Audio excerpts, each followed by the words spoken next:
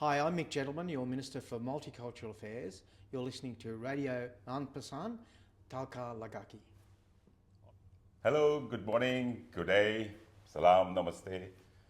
I'm your Manpasand host and dost, RJ Manish from Radio Manpasand. Right now, I'm here in the ACT Legislative Assembly, and with me is Honorable Mick Gentleman, Minister for Multicultural Affairs, Minister for Business, and lots of portfolios. And lots of portfolios he has. We'll talk about it. And let's welcome Mick to our Hindi radio channel and on CMS 91.1 Radio FM. Good morning. Thanks for inviting me to the interview. It's nice meeting you. Nice to be with you, and love to have a chat about the history of Canberra and our fantastic multicultural city that we have. Well, thanks for the invitation to be with you here this morning. I'm a proud Canberran, so I was born here before the lake actually, and I've watched the city grow from a population of 20,000 to now 470,000 people. So it's still growing, and we have this amazing multicultural city as our capital for Australia. I've been able to watch the multicultural part of the city grow as well. And during the early years of Canberra, we had a lot of migrants coming over to work in the Snowy scheme in New South Wales, and then when that was completed, we had a lot of them come to the ACT and join here and be part of our multicultural society. And they brought their skills with them too. So a very imminent story that I'd like to talk about is one of our very prominent builders here, Tony Tokic, who is originally from Croatia. He came over to work in the Snowy scheme. Then he came to Canberra to do construction, and a very prominent construction specialist in the ACT. But his first job was to build the wall around Lake Burley Griffin, the stone wall. Yep. And so he enjoyed that sort of employment as he started his career in the ACT. Originally I lived in Reid, and I went to Ainsley Primary School, right, and then on to Canberra High School after that, and finished my education at Canberra High School, and then I went and did some college education. So originally I'm a mechanic, and I worked at Commonwealth Motors in Phillip in the 80s, servicing Holdens and doing new car preparation as well. And I still meet with some of the mechanics I worked with in the 80s every now and again for a coffee to go over old times, So you love for the cars? Yeah, I do. I have a passion for mechanical. I love cars. I restore motorbikes, and I did competitive motorsport for 42 years. Right. So I'm a rally navigator. Won the ACT Championship 4 times, New South Wales once, and we finished our best in a World Championship, 24th in the world. So, amazing. Yeah. Congratulations. That's so wonderful. So what brought you into politics? Because being a mechanic and then changing, it's a vast transformation. Oh, it started very early. So my dad was a technician with the Postmaster General's Department, so a telephone technician basically. And we used to have a kids' Christmas party every year down at the Cotter. And all of the people that worked for the PMG were part of the APTU, which is Australia Post and Telecom Union. And we would have this wonderful kids' Christmas party down at the Cotter each year. And the kids would have, egg and spoon races and that sort of thing. There'd be prizes, ice creams during the day. But at the end of the day, there was gift giving.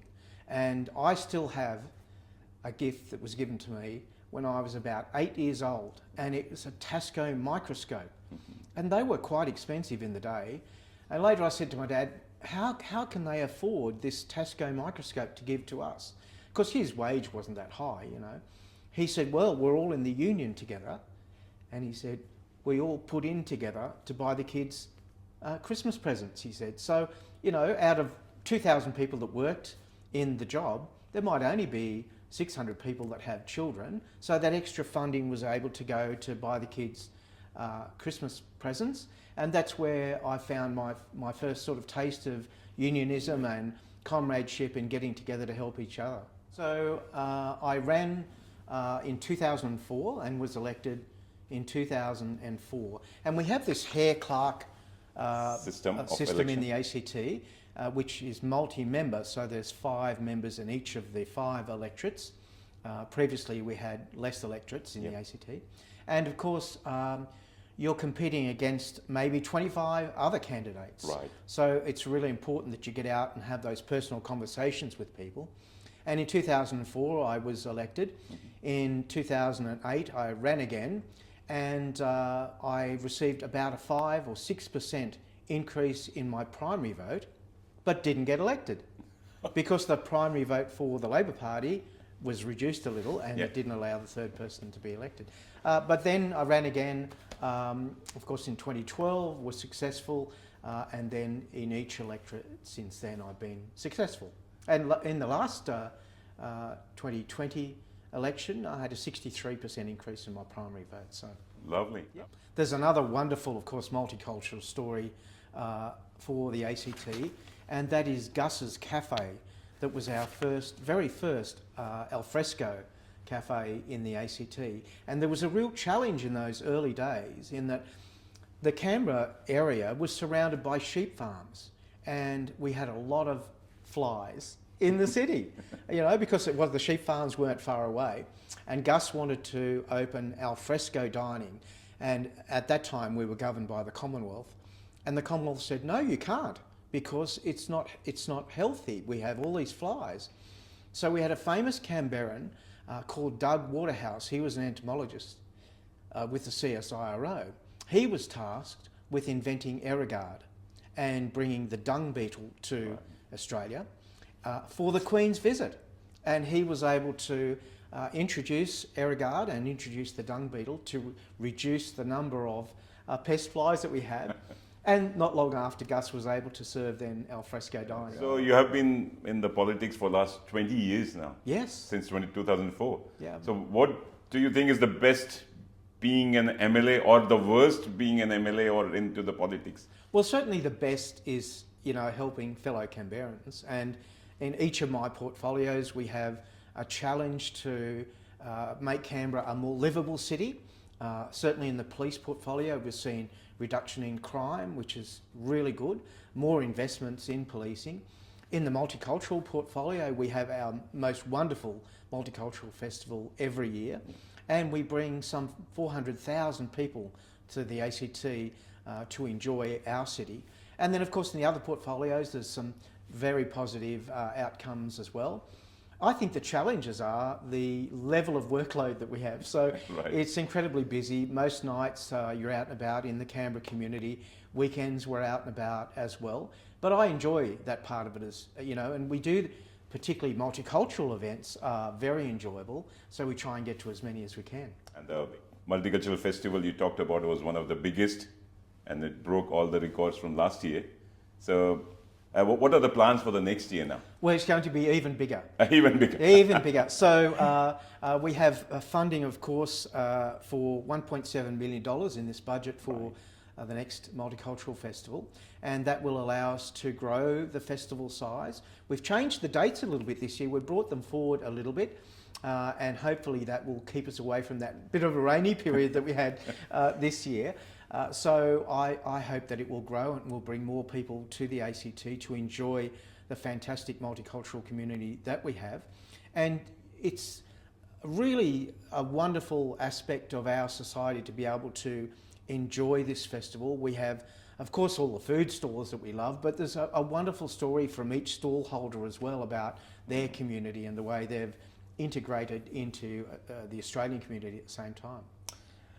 Any upcoming multicultural policies, any budget update? Because we have seen that the demographic of multiculturalism has changed in past 30 years since I've lived in. And yes, so there has been a growth in migration to Australia, and Canberra is an attractive place for people to come.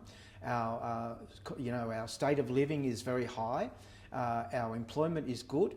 Our job participation is very high at the moment. In fact, we have more people in work and more vacancies than we have people looking for work. So employment is great, wages are good. Cost of living is a challenge in the ACT. Housing is expensive. but our, of course, salaries are high, so that allows people to enjoy the area. We have, of course, in this budget some humanity support funding for $350,000 and the multicultural participation grants of $180,000 as well. But more than that, we fund our whole Community Services Directorate in the millions to allow us to interact and provide services for our multicultural city. You're a Minister for Police and Crime Prevention as well. So what you have to say when the community complains about the lack of police officers or lack of police stations and they don't respond to the criminal activities readily and they're not readily available? So. Well, Canberra is a very safe city, and of course as a government we've invested more in police every single year. At our last budget we invested an extra $107 million for 126 new police. So our police budget each year is more than $240 million. That allows police to use those resources to invest in new policing, and as I said, you'll see those 126 roll out over the forward years. But last night I went to a new graduation here for 35 new police in the ACT. They'll be staying in our stations across the ACT and assisting the Canberra community when they're needed. The levels of crime are trending down in the ACT. We see some spikes, and we do see a growth in domestic violence, unfortunately.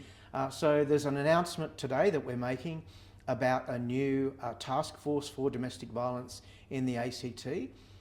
The Chief Police Officer in the ACT will be growing our team to deal with high-risk domestic violence, and that will provide a safer environment for the Territory. For multicultural community, there's a fear factor for the police. So how to build a trust that police are safe to talk to and build a kind of a relationship? Well, we've been working very hard to build trust across the community in our police, and they are a very supporting culture for ACT policing.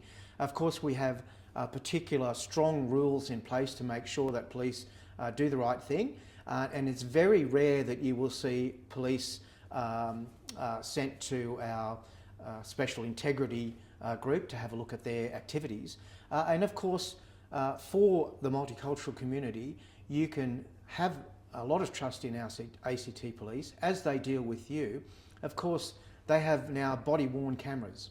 So they're able to record all the time the conversations with the community, and the community is able to see those conversations as well. So you can be assured in trusting ACT police.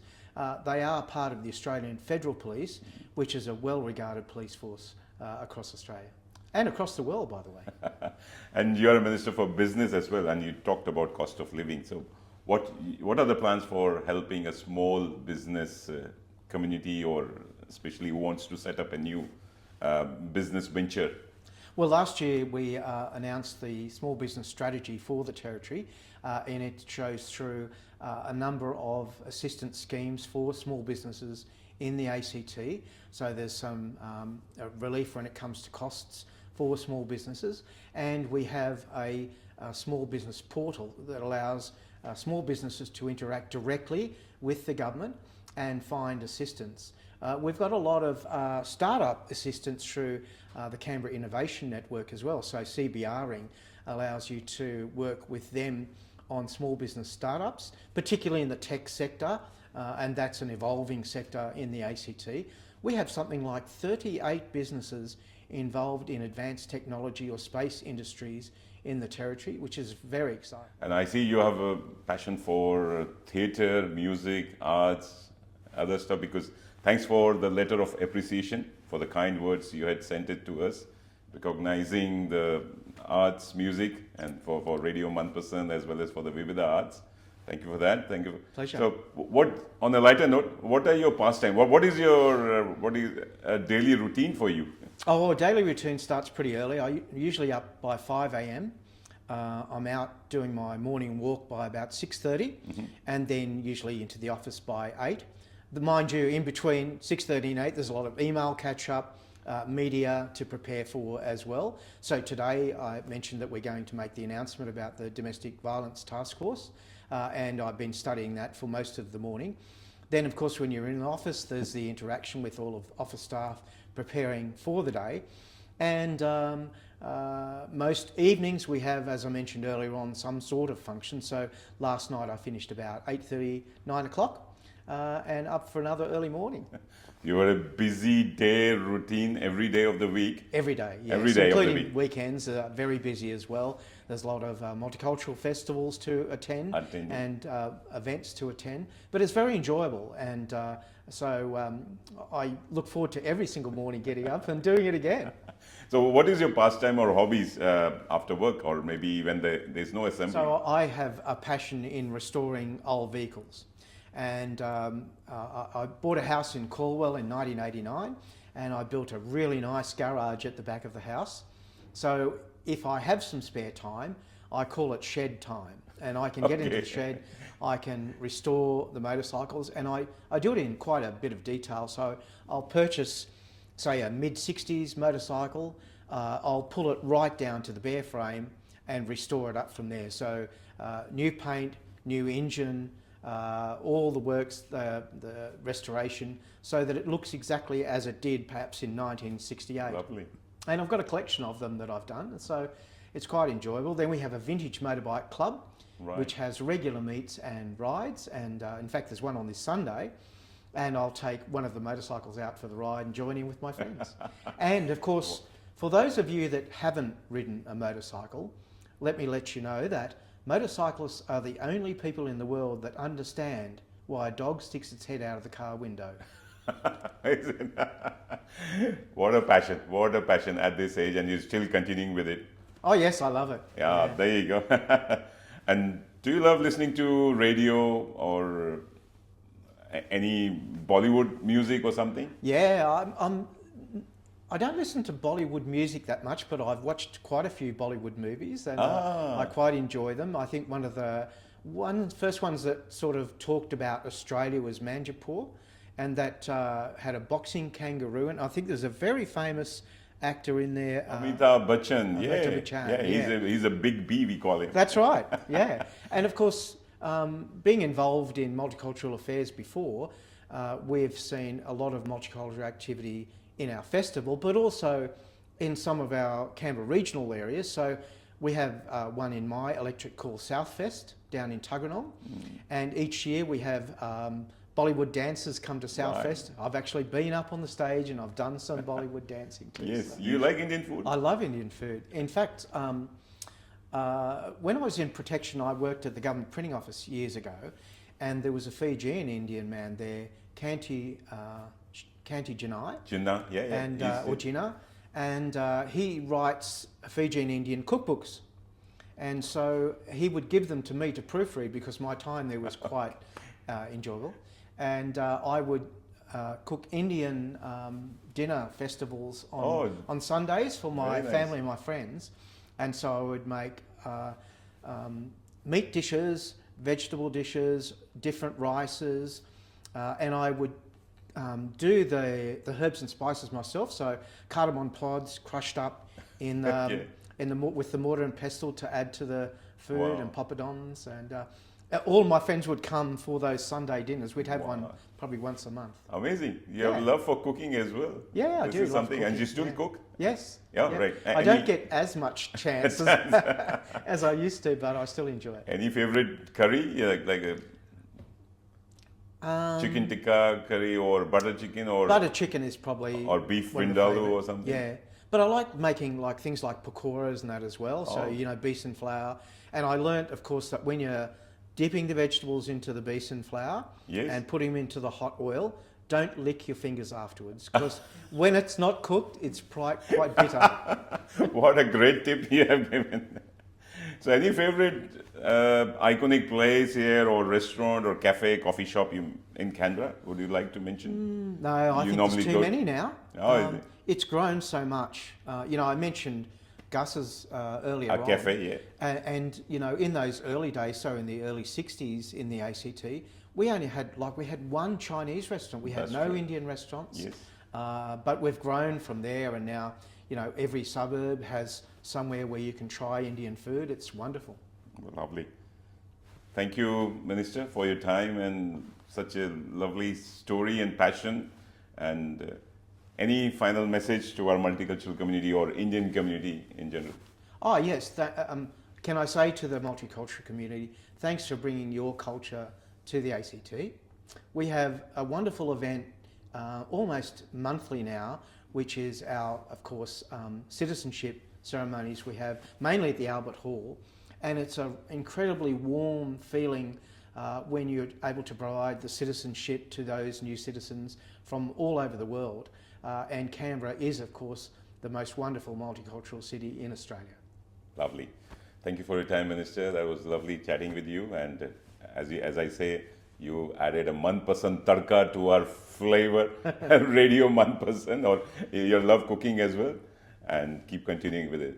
Yeah. Thanks for the opportunity to be with you. Thank you.